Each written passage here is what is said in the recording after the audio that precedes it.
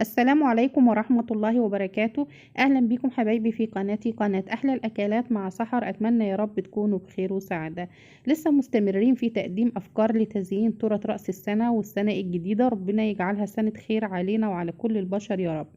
عملت قبل كده معاكم تورتايه، وعلى فكرة السنة دي مختارة كل الأفكار تكون وكل التورت اللي هنعملها مع بعض هتكون على قد ما نقدر تبقى اقتصادية جدا، يعني بحيث ان انت لو عملتيها في البيت ما تبقاش معاكي مكلفة، وفي نفس الوقت تقدري تفرحي بيها وولادك وتدخلي بيها البهجة والسرور على أسرتك.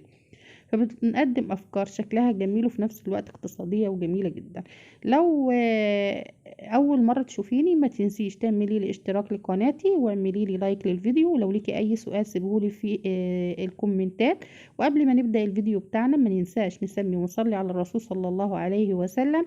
وتعالوا نشوف عملنا التورتاية القمر دي ازاي، بتكلفة بسيطة جدا وبطريقة سهلة، وشايفين شكلها جميل جدا جدا جدا. تابع معايا كده الفيديو للآخر وتعالوا نشوفوا عملنا التورتاية بتاعتنا دي ازاي. التورتاية بتاعتنا النهاردة مخرجاها من صاج 30 في 40 ومقاسها 16 ميني تورته. يعني تكلفتها ممكن لو انت عايزه تبيعيها، مثلا لو بتشتغلي مشروع اونلاين تبيعيها في حدود 100 جنيه. تمام، دلوقتي هنبدا نشتغل عجينه السكر، وهنا عجينه السكر عندي لونها احمر. القوالب اللي انا هحط فيها دي اللي هو ورق الترانسفير اللي بنشتريه، اللي بيبقى بالشوكولاته بنصب فيه الشوكولاته. ده كان عندي على اشكال ارقام وعلى اشكال حروف. بعد ما عملته ترانسفير وخلصت شغل الشوكولاته احتفظت بيه، فبالتالي انا دلوقتي ما كانش عندي قطعات للارقام بالحجم ده. فكرت ان انا بقى يعني استخدم اللي هو الورق الترانسفير كقالب لعجينة السكر. بحتفظ باي قوالب حتى بعد ما باخد منها الرسمة، وبرضو بيبقى كل اشكال الترانسفير بيبقى مثلثات مربعات قلوب، يعني كل الاشكال اللي احنا عارفينها في ورق الترانسفير. ورق الترانسفير يا جماعة اللي ما يعرفوش ده بيتباع عند مستلزمات الحلواني. الورقة منه ب5، بيبقى فيها رسومات كتير جدا، رسومات مختلفة. هو المفروض بيبقى مخصص لعمايل الشوكولاتة، بتصبي فيه الشوكولاتة وتدخليها التلاجة بتخرج بنفس الرسمة. انا هنا استخدمته لعجينة السكر، لان طبعا زي ما انا قلت قطعت الارقام، كانت الاحجام اللي عندي مش مناسبة لحجم التورتاية، فلقيت اللي هو ده، فطبعا استخدمته زي ما انتوا شايفين جميل جدا. باخد جزء من عجينة السكر، وطبعا بيبقى عجنها كويس جدا، وانا العجينة هنا كنت حاسة ان هي طرية قوي معايا، فضفت عليها نشا وبدأت ان انا اخدمها كويس بين ايديا، وبعدين بدأت ان انا اكتب بيها الارقام.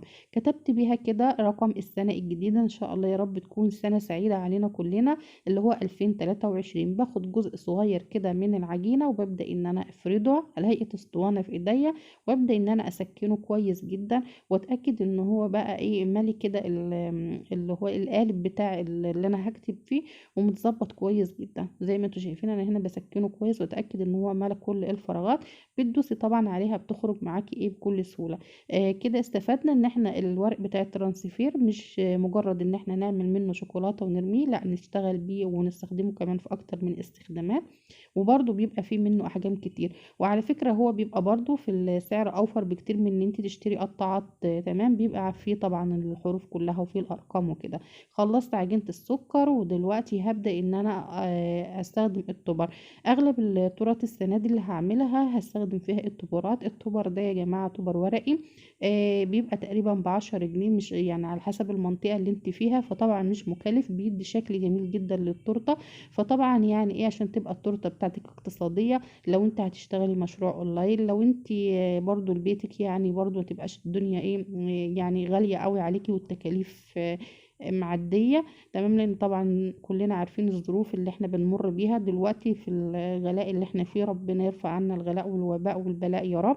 فببدأ ان انا كده هو تستخدم ورق الترانسفير. انا الشيت ده طبعا زي ما انتوا عملت قبل كده معاكم التورتايه اللي قبل كده، وكمان دلوقتي هعمل بيه التورتايه دي، وكمان فاضل فيه متبقي هيعمل معايا اكتر من تورتايه، والتكلفة بتاعته 10 جنيه، وبجد بجد بيدي شكل جميل جدا للتراب. اخدت كده هو رسمة بابا نويل، وكمان رسمة الشجرة، ودلوقتي بقص رسمة البيت. وكان عندي برضو الرسومات اللي هي الغزالة، وكان عندي رسمات الهدايا وكده. فبالتالي طبعا بقصهم كلهم، وهبدأ ان انا اثبتهم بالخلة مع بالشمع، يعني بخلة اسنان كده اهو، وعشان ابدا ان انا احطهم على التورتايه اللي عندك. لو وصلت معايا لحد هنا في الفيديو ما تنسينيش باللايك، واعملي لي كده اشتراك لقناتي، ولو لك اي سؤال سيبوهولي.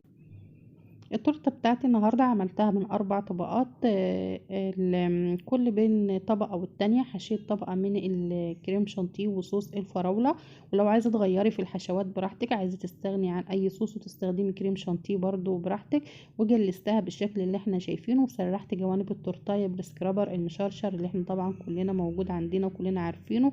مش موجود عندك ممكن تستخدمي مشط بس يبقى نضيف، ممكن تستخدمي سكينه مشرشره، يعني اي حاجه موجوده عندك بتستخدميها.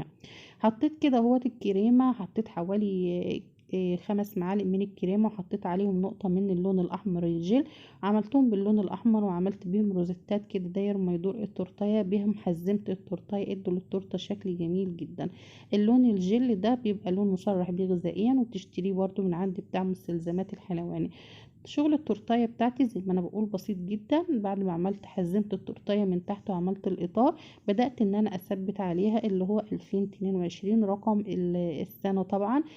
هو البطل النهاردة بتاعنا اللي هو بقى ايه الرقم، فبالتالي مش هشتغل شغل كتير يزحم معايا الدنيا وما يخرجليش يعني ايه الشكل يبقى بارز كده. لا، انا التورتيه بتاعتي النهارده فكرتها ان انا اهم حاجه هكتب عليها ايه رقم السنه. حطيت كده الرقم، ودلوقتي هبدأ ان انا باستخدام كيس من اكياس السبوع بدون بلبلة او بدون اي قمع، هبدأ ان انا اعمل اطار كده بنفس الكريمة الحمراء اللي انا عملت بيها التورتايه من تحت.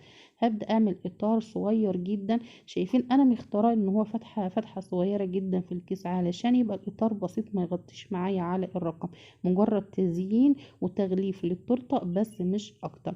شايفين ببدأ ان انا اعمل كده اهوت روزيتات بسيطة جدا صغيرة، يعني انا مش عايزاها تبقى هي اللي واخدة ايه العين لما تيجي تبصي على التورتايه. ببدأ ان انا اكمل التورتايه بتاعتي كلها بالشكل اللي احنا شايفينه ده، وكده التورتايه بتاعتي تعتبر خلاص خلصت. دلوقتي هبدأ ان انا اثبت التبرات اللي انا مستخدماها. ده تبر بتاع بابا نويل، وانا كنت برضو استخدمت واحد زيه في التورته اللي عدت. شايفين بحط التبرات بتدي شكل جميل وبسيطه جدا، ومش محتاجه من اي يعني منك اي شغل او اي تكنيك. ثبت طبعا الورق زي ما انا قلت بالخله كده بشمع اسنان، وبدات ان انا ايه اغرس كل الرسومات اللي عندي. حطيت الشجره وحطيت بابا نويل وكمان حطيت البيت، وهنا بحط ايه الغزاله. يعني بقى براحتك تحط العربيه بتاعت بابا نويل اللي انت عايزاه. حطيت كده ايه الهدايا طبعا، يعني هو إيه انت التبرات دي استخدمي فيها اللي انت عايزه تعمليها، اذا تحطي اسم طبعا كل ده متاح من خلال برنامج بنترست. بتدخلي عليه بتحملي الصور اللي انت عايزاها بتبعتيها بعدين اللي بتاع مستلزمات الحلواني بيطبعها لك. كده خلاص التورتايه بتاعتي بكل بساطه خلصت وبكل سهوله، سهله جدا. اول مره تعملي تورته في البيت هتطلع معاكي مفيش احلى ولا اروع. حبيتي تشتريها من بره تشتريها غاليه جدا جدا. كان اخر حاجه عندي بقى كريسبي ابيض، بس مش عارفه ليه هو مش واضح قوي هنا في التصوير. بدات ان انا ايه اوزعه كده على بقيه سطح التورتيه، ادى شكل جميل جدا برضو للتورتيه، بس هو مع التصوير هنا ما كانش ايه واضح قوي. فبوزع كده الكريسبي على سطح التورتيه بالشكل اللي احنا شايفينه. والتورتيه بتاعتي قمر بسيطة سهلة مش مكلفة اقتصادية. لو بتشتغلي مشروع اونلاين جميلة جدا، خرجيها على 100 جنيه سعرها هيبقى ممتاز. لو هتعمليها في بيتك هتعمليها ببساطة وبسهولة وبتكلفة طبعا اقل بكتير من لو انت اشتريتيها من بره. ودي كانت تورتتي النهاردة، ودي كانت فكرتي لتزيين تورت رأس السنة. أتمنى الوصفة تنال إعجابكم، واستنوني بإذن الله في أفكار جديدة لتزيين تورت رأس السنة. وإلى اللقاء في فيديوهات تانية إن شاء الله.